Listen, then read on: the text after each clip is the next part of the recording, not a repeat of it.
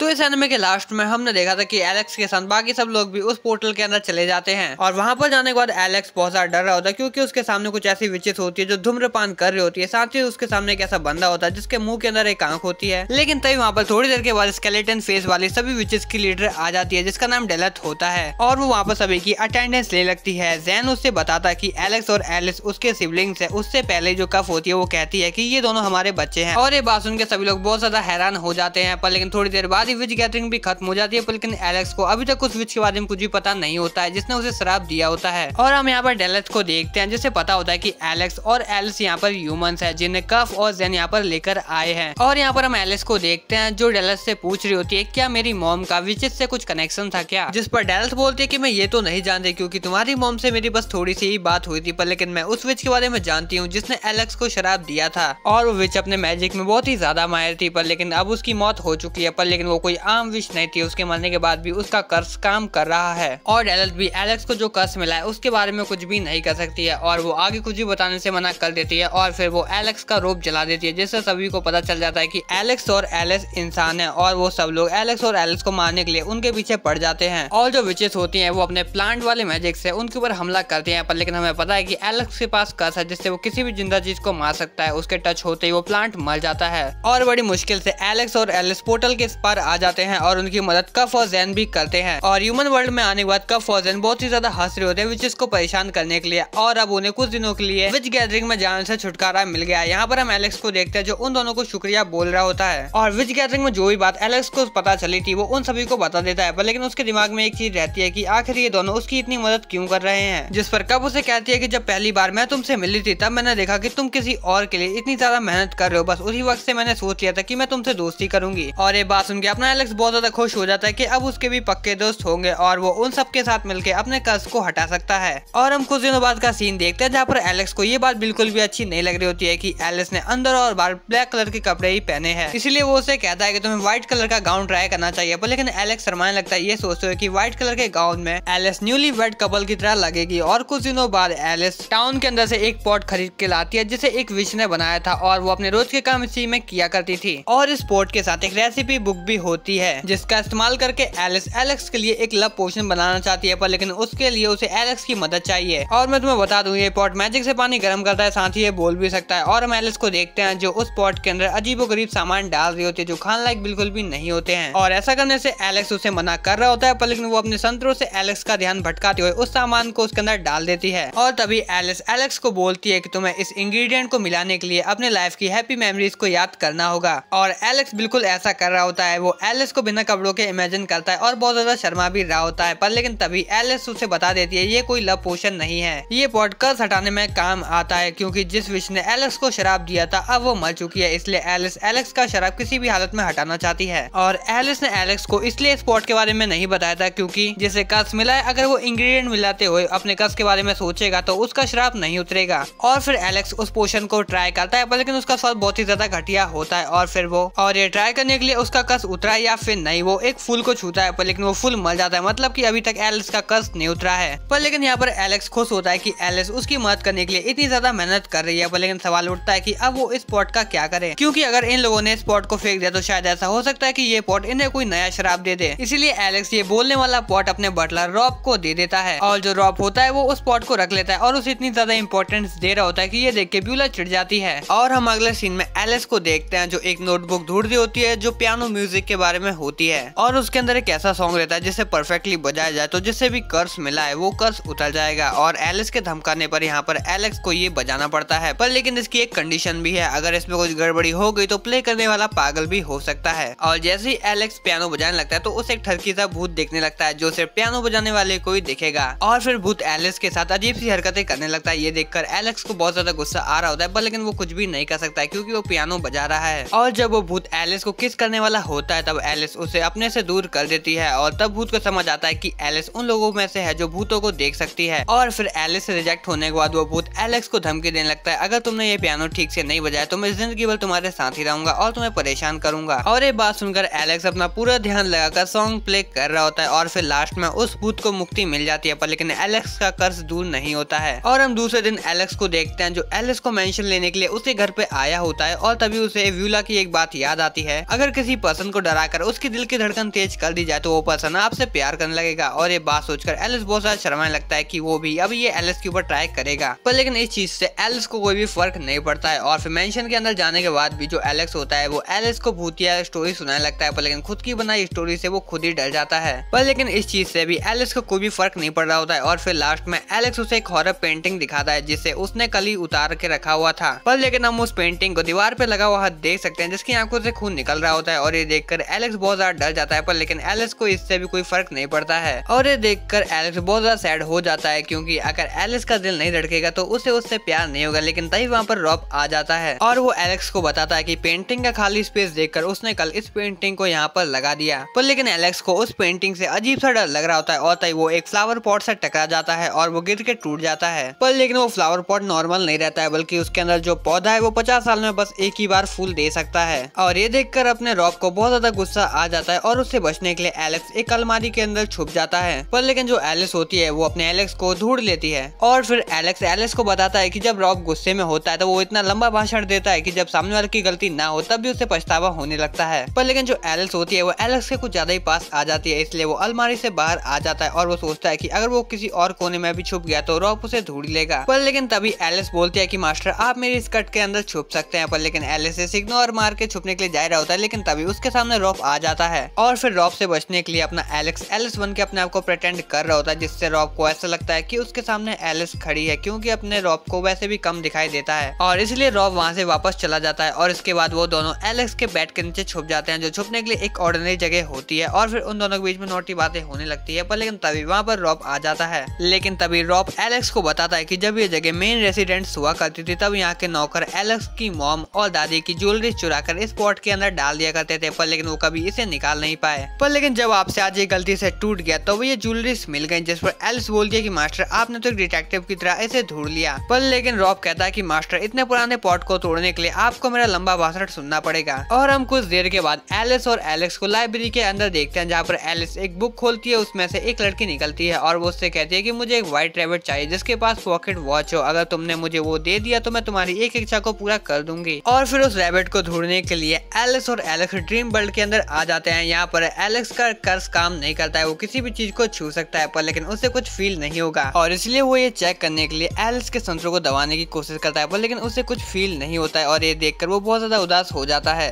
और फिर वो दोनों उस रैबिट को ढूंढने लगते हैं, पर लेकिन जब वो नहीं मिलता है तो वो दोनों उस जगह को एक्सप्लोर करने लगते हैं और फिर लास्ट में वो लोग एक किस करने वाले होते हैं, लेकिन तभी उनका टाइम खत्म हो जाता है और वो रियल वर्ल्ड में आ जाते हैं। और वो लड़की इस बात से बहुत ज्यादा नाराज होती है कि एलेक्स ने उसका काम नहीं किया और फिर वो उन दोनों को डांट कर वापस से बुक के अंदर चली जाती है। और हम एक दिन का सीन देखते हैं जहाँ पर कफ एलेक्स के विला में पढ़ाई करने के लिए आई होती है और उसे रॉब पढ़ा रहा होता है, पर लेकिन जो रॉब है वो उसके ज्यादातर सवालों को इग्नोर कर रहा होता है और जो कफ है वो यहाँ पर छुपके से पढ़ाई करने के लिए आई है ताकि वो जैन को सरप्राइज दे सके। अभी जैन और कफ एक सर्कस में काम करते हैं जहाँ पर उनका विच होना एक नॉर्मल बात है, इससे किसी को भी कोई भी तकलीफ नहीं है। पर लेकिन यहाँ पर एलिस को गलतफहमी हो जाती है कि जो कफ है उसने जैन को पैसों के लिए सर्कस वालों को बेच दिया। और तभी सीन चेंज होता है और हम एलेक्स के छोटे भाई वॉल्टर को देखते हैं, जो दिखने में बहुत ज्यादा सुंदर होता है। यहाँ पर वॉल्टर जानता है कि उसकी बहन व्यूला एलेक्स से मिलने के लिए जाती है, जिसे एक विश ने शराब दिया हुआ है। वॉल्टर को हमेशा से लगता है कि वही फैमिली का हेड बनेगा, पर लेकिन जो व्यूला होती है वो वॉल्टर को कहती है कि तुम कभी भी फैमिली हेड नहीं बन सकते हो, क्योंकि फैमिली हेड हमेशा पहला बेटा ही बनता है और तुम दूसरे बेटे हो। और जो उनकी मॉम है वो भी एलेक्स के कर्ज के हटने का वेट कर रही है और इस बात से वॉल्टर को बहुत ज्यादा गुस्सा आता है कि सब उसे दूसरा बेटा ही कहते हैं। और यहाँ पर वॉल्टर को ऐसा लग रहा होता है कि जो उसकी बहन व्यूला है वो एलेक्स के साइड है, वो एलेक्स को ज्यादा पसंद करती है, वॉल्टर को पसंद नहीं करती है, जिस पर व्यूला बताती है कि ऐसी बात नहीं है। और व्यूला जाते जाते वॉल्टर को कहती है कि तुम कभी भी फैमिली हेड नहीं बन सकते हो क्योंकि तुम दूसरे बेटे जो हो। और वो उससे कहती है कि मैं एलेक्स के विला में जा रही हूँ और तुम ये बात मॉम को मत बताना। और ना चाहते हुए भी वॉल्टर को झूठ बोलना पड़ता है कि व्यूला अपनी फ्रेंड के घर पर गई है। और तभी हम नेक्स्ट में देखते हैं कि व्यूला एलेक्स के मेंशन पर पहुंच चुकी है, लेकिन तभी उसके सामने कफ आ जाती है और उसको ऐसा लग रहा होता है कि कफ एक चोर है जो यहाँ पर सामान चुराने के लिए आई है। और वो ऐसा सोच रही होती है कि अगर उसने इस चोर को पकड़ लिया तो रॉब उसे शाबाशी देगा। और जब व्यूला कफ को पकड़ने की कोशिश करती है तो वो उसके मुलायम संतों से टकरा जाती है और फिर वो अपने आप ही पीछे हट जाती है और वो सोचने लगती है कि वो अपनी माँ के आगे कुछ भी नहीं है, इसलिए बड़े होने के बावजूद अभी तक उसकी चेस्ट फ्लैट है। लेकिन जो व्यूला होती है वो कफ को पकड़ लेती है और यहाँ पर जो कफ होती है उसे पता चल जाता है कि ये लड़की एलेक्स की बहन है जो उसके साथ खेलना चाहती है। लेकिन तभी वहाँ पर सभी लोग आ जाते हैं और वो इन दोनों को इस पोजीशन में देखे गलत सोचने लगते हैं। पर लेकिन यहाँ पर एलेक्स क्लियर करता है कि जो कफ है वो उसकी फ्रेंड है। लेकिन जो व्यूला होती है वो सुन के बहुत ज्यादा हैरान होती है देखिए उसके भाई ने पहली बार अपना दोस्त बनाया है। और हम रॉब को देखते हैं जब विला के बालों से मिट्टी हटा रहा होता है और ये देख के विला बहुत ज्यादा खुश हो जाती है और नाचने लगती है। एलेक्स को ऐसा लग रहा होता है कि रॉब ये सब जानबूझ के करता है और हमें दिखाया जाता है कि बाहर स्नोविंड हवाएं चल रही होती हैं और हम अंदर एलिस और एलेक्स को देखते हैं जो चेस खेल रहे होते हैं। और खेल का नियम ये होता है कि अगर एलेक्स जीत गया तो जो एलिस है उसे एलेक्स के सामने अपने कपड़े उतारने होंगे। तो गाइस ये वीडियो यहीं पे खत्म होती है। वीडियो कैसे लगी कमेंट बता देना, नेक्स्ट पार्ट के लिए कमेंट कर सकते हो। अगर चैनल पर नए हो तो चैनल को सब्सक्राइब करें, वीडियो को लाइक कर लेना। Thanks for watching.